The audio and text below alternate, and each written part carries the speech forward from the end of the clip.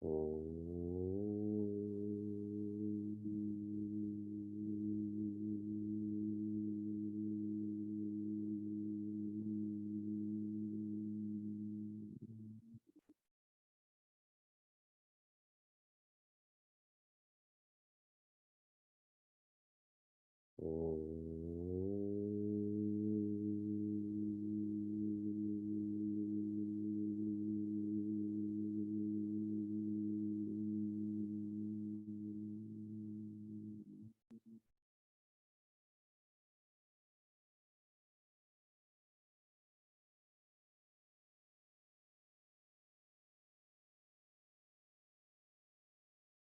Welcome to Meaningful Mornings for the 999th time. It's not even sarcasm. You know how we say that? For the 999th time. This is factually the 999th time. There's a really lovely movement that has been initiated in reference to restaurants, and it's called Skip the Stuff. And what that means is typically when we go to a restaurant, dining in or out, so much stuff is given that we don't use. Huge glasses of water, which we don't drink, packets of ketchup, napkins. Yes, you have this experience. We all do. So to state right up front when you go to a restaurant to skip the stuff, it's good for the restaurant, it's good for you, and most of all, it's good for the environment. What you are not to skip, in our culture, there's a practice that one should never go empty-handed when meeting or going to 5 different people or places. Those are, one should never go empty-handed when meeting a leader. If you think of a politician, give them something, they'll give you something back. Next is someone you love, and particularly a baby. One should never go empty-handed to someone they love because we typically underappreciate them, and a baby who lives in a very physical world. Next is a mandir, and specifically a guide. A mandir because that's originally where guides used to teach, and then a guide because they've dedicated their life to me, to you, and so on. Meaningful Mornings is training. You'll see this posted on social media today. It'll be announced at the end. A special training that is being facilitated starting at the end of the month on how to be more intense. Meaningful Mornings is training on knowing what to skip and what not to skip. Specifically, making dakshina, dana, and daya your lifestyle. If there's 3 pillars for your lifestyle to be oriented around, it is gratitude, generosity, and grace. In the 13th chapter, verses 7 to 11, are a focus on jnana. It is having the sight to know what knowledge is. Specifically, knowledge is that which purifies. These verses contain values. This purification is what is important in life, with your profession, with your relations, and so on. At the beginning and end of our spiritual parenting retreat, I had asked everyone to think about a vow that they're going to make to themselves. And the general vows that I'd suggested for all were appreciate, have, set parameters, offer acceptance. You had to come to the retreat to understand this more. But my point is, I'm not just making this stuff up. Verses 27 to 30 shift from jnana to vijnana. Vijnana means vishesha jnana. It is special knowledge that is not based on sight, but rather insight. It is not about purifying, it is about feeling presence. Your vow is complete. You don't have to exert anymore, and so you are being. Please try to do this a time a day, many times a day, where you just step back. And when you use your eyes, though you see lots of diversity, you feel the oneness, you feel the presence, you feel this is all life. In the final verse of this chapter, Sri Krishna is sharing how you have to use the lower to lift yourself to the higher. You have to use the higher to lift yourself to the beyond. This is a constant strategy of this master teacher. In the Ramayana, there's a lovely way to communicate this. All that we experience, there is a component that is avidya maya and a component that is vidya maya. Avidya maya is when you interact with creation and forget who you are more. Vidya maya is you're interacting with the same creation, but how you're doing it is completely different. You remember who you are more. Very technically, the trust triangle is also Maya. You and a guide implies separation. You and a map implies separation. You and divinity implies separation. This trust triangle helps us to remember oneness, shared in a different way.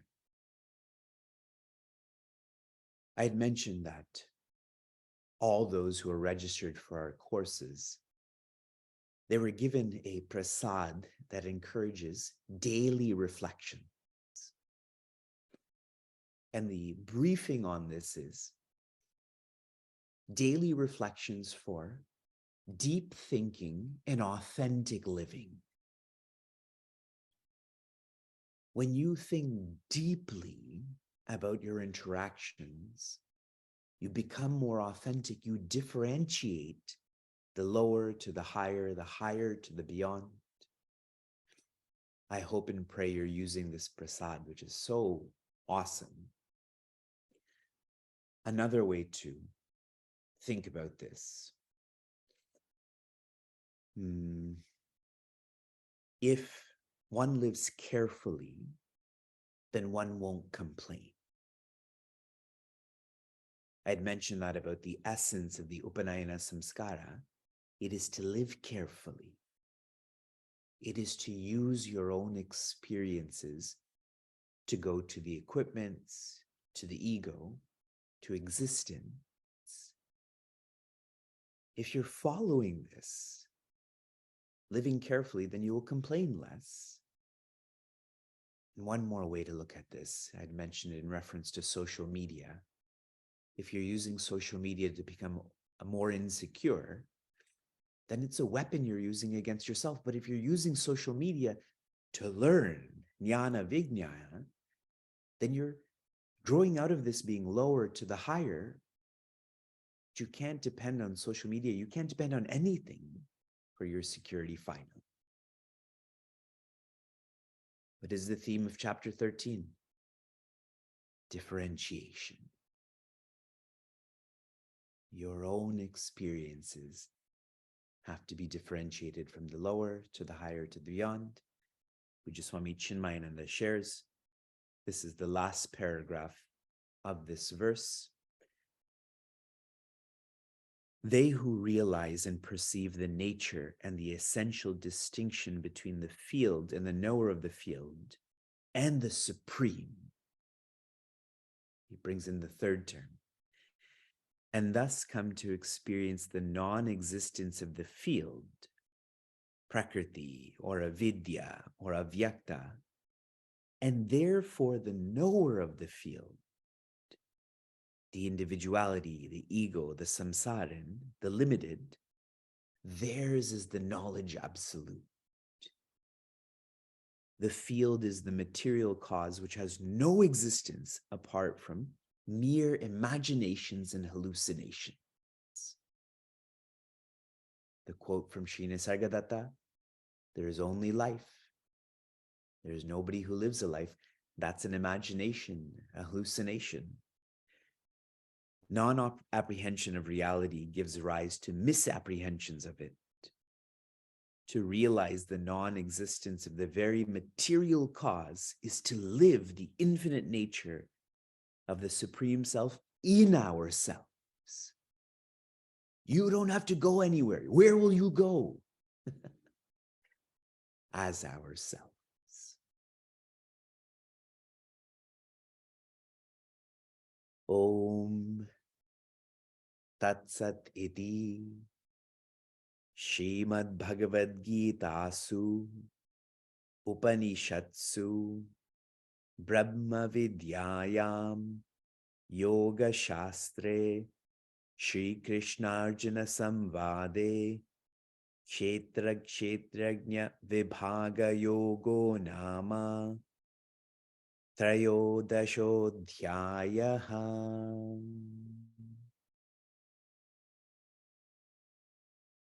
Swami Chinmayananda again writes about this vow, this covenant that we are making with the trust triangle, making with ourselves. The plurality and the sorrows are all the tearful details in the dream plot. To rediscover pure awareness and to realize that it is the self which, dressed up in the field, becomes the agitated knower of the field, is to know all that is to be known. What are you supposed to know in your life? Chapter 13. In the entire Gita, we failed to come across a clearer and more direct indication of reality. Yaha pashyati, saha pashyati. From inspiration to application. Your application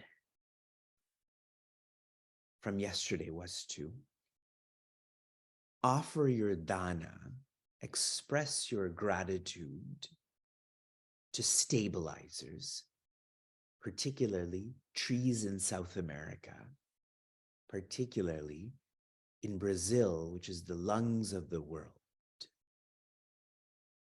Earlier this week, I'd asked you to express your dakshina or gratitude to meaningful mornings, to Saumya, to Ragini.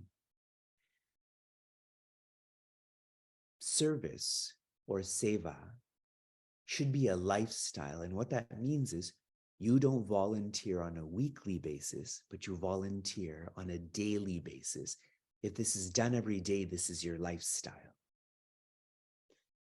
In terms of dana, To make generosity our lifestyle, that means you don't offer on a yearly basis. You offer on a monthly basis, even better is a daily basis. Then dana becomes your lifestyle. You learn every day. How is it that we should just offer dana once a year? Your application for this morning is to express your gratitude to Shankarji, who has to start before I have to start to learn Vishnu Sahasranama, to teach Vishnu Sahasranama. Most of the teachers in terms of self-development that you come across are not married. And even those who are married do not have a child or children. Yet Shankarji makes himself available. And I can relate to this. I sleep probably a few hours after our children sleep so that I can work. Then in the middle of the night, Vyasa had to go pee at 2:00. So I had to get up and go with him to go pee. But we have to do it in such a stealth way to not wake up Shuka. So acting like a spy. Then I have to get up an hour before he potentially could get up, and I have to sneak out. So I roll over the bed and kind of crawl out of the room so he doesn't hear and see me, so that I can teach right now. And so I express my gratitude to Shankarji for being available to ensure that we're not losing our culture, our religion. So Shankarji, please share what's in your heart. How am everyone? So, recently I've been sort of reflecting on the trajectory on how my life has sort of gone. And, when I was in elementary school, some of the most vivid memories I had was this intense knowledge, or something that I thought I knew about myself, was when I grow up, I'm never going to do something public speaking and writing oriented. And now a lot of my time is spent public speaking and writing. And then, fast forward a few years later, 10 years later, 20 years later, I'm studying in the Vedanta course, and I'm thinking to myself, there's one thing that I'm the worst at when I'm here in the Vedanta course, it's Vedic chanting.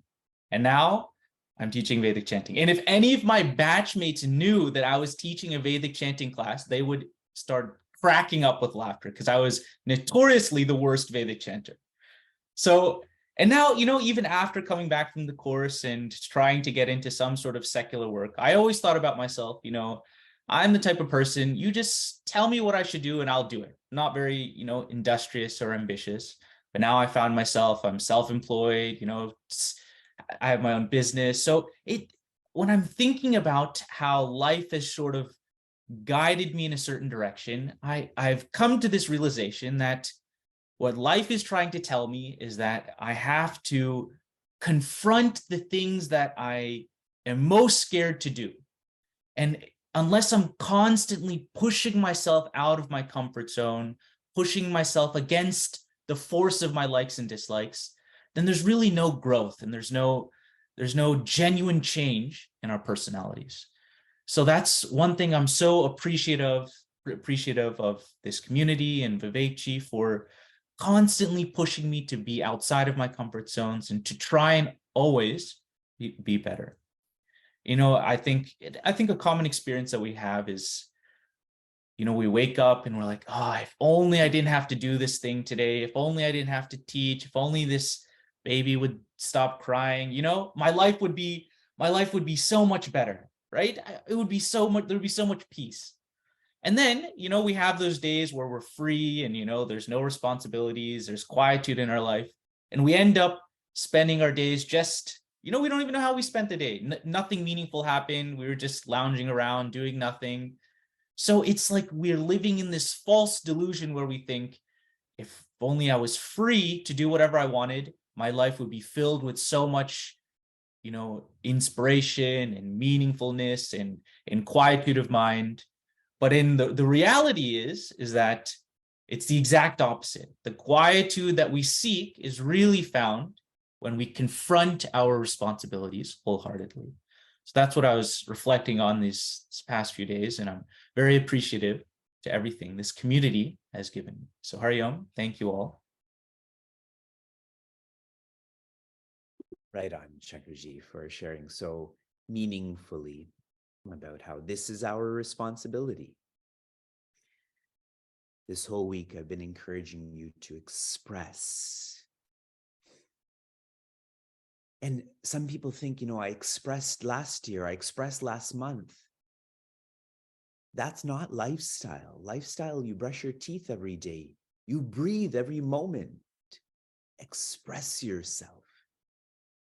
When you're feeling you need to chant right now, you need to contemplate right now, do it.